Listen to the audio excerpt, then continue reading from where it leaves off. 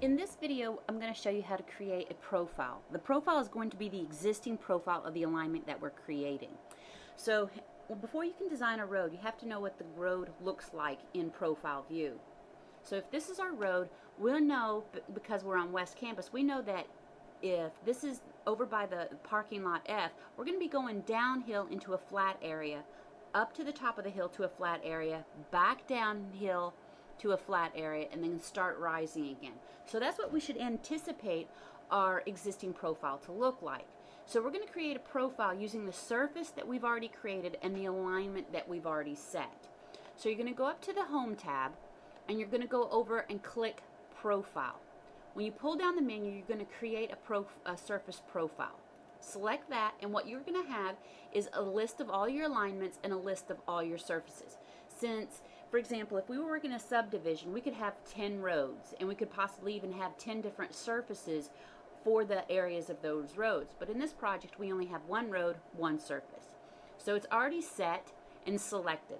We'll be sampling from station 10 plus 00 to 24 plus 61. What that means is our surface actually covers the entire area. If we didn't have a surface that covered the entire area, it may actually say start with station 12 plus 00 if we didn't have any data down here. But we do, so it's going to encompass the entire profile. We're going to click on Add, and it automatically populates the profile list. This information just tells us what's going on in the profile. We're going to have the name of the profile is going to be Existing Surface 5. I've done this multiple times, so I have, yours will probably say Existing Surface 1. Mine says 5 right now because I've made a few errors. This is the type of surface and data source. So the data source is the existing the existing surface. There's no offsets. It's a dynamic. So whatever I change, it'll actually change with me if I change my mind in the future. The road layer is the actual road layer in layer management of AutoCAD. The style is going to be an existing ground profile. Start station, end station are fine, and as labeled. And this also tells you the minimum and the maximum elevation that the ground is in. So next, click on Draw and Profile. And here is you have, if you wanted to change the alignment that you were working on, or if you wanted to give the name of the road a specific name, you can type in a name here. I'm just going to leave mine as Road 1. This is another option. You can change the different styles of what the profile looks like. But for the most part, we're always going to use major grids, and HP is the horizontal grade point. Okay? So we're going to leave that as is, and we're going to click on Next.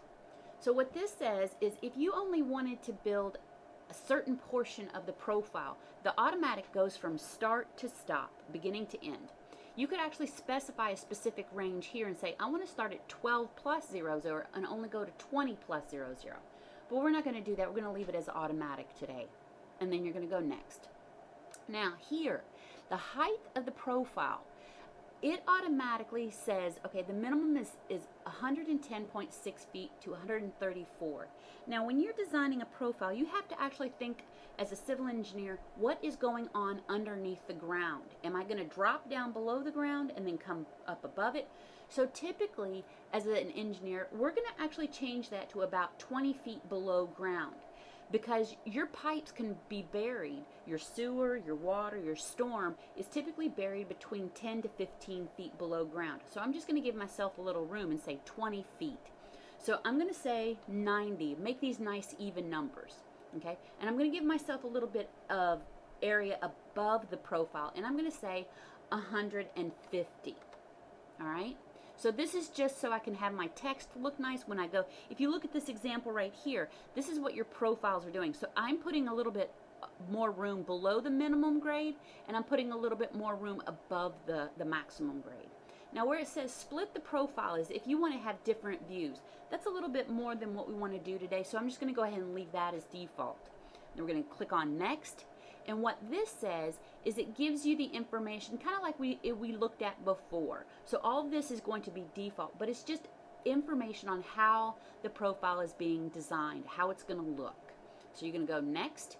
Now, in here, you're going to create when you go to create a two different profiles. Profile 1 is going to be the existing profile, and profile 2 is going to be a proposed profile. We haven't built that yet, so we're going to have to come back to this sheet a little bit later. For right now, we're just going to go ahead and click on next. Everything, the band selection, all that, we're going to leave as is, and we'll modify that later if we need. So we're going to go next. Now this area says, all right, most FDOT roadways, you have to know how much cut and fill you're going to have. So example, in this picture, if you look up here where it says cut area, if this is the existing ground here in this green line, and this orange is the proposed grade, we're going to have to cut all this green shaded area. Whereas in this one, if this is the existing ground down here, in this green line right here, and the orange line, the dark orange line is what we want to build, then we're going to have to get rid of the orange area. And then the third box shows the multiple. We don't have any like that right now, but I do want you to be aware of it because we will be working with cut fill at the end of the course. So now you're going to go and you're going to create profile view. Now here's the important part. Because I've set this up as a project for in class, I've kind of orientated where the profile is going to go. If you look down here at your command bar, it says create profile view, and it says select view origin. You actually want to pan out, and I'm just using my scroll mouse, and I'm going to hit shift and right click to get my O snaps going, and I'm going to pick the end point of this blue line. This blue line is actually set up in your template file, so I can go ahead and get this created. Okay, now it did exactly what I thought it would do. So starting at 10 plus 0, 0, we were starting up here on a hill, and we're going downhill to a flat area, then we're coming back uphill to a flat area, going back down, and then going back up. So our profile does look correct. Notice that we start at station 90 and we end at station 150, or elevation like we decided. Now I'm going to go ahead and show you this. This profile here, this is called a band. We want this band to be closer to this bottom of this profile. So I'm going to select on the band, and I'm going to go ahead and show you how to edit and move this up. So click on the profile, and notice another ribbon comes up and it says profile view road 1. You can adjust the profile view properties or the style. The style is going to ask you down here at the command bar, select the profile that you want to work on. And I'm going to work on this profile here. Alright, that didn't work. I'm going to use this and say edit profile view standard. This allows you to make adjustments on how this works. Apparently when I clicked on it, right click and I go profile view properties, style, when I do it this way, I lose the toolbar out of the view that you can't see. So I'm going to go ahead and just do it with the right click of the mouse and edit profile view style.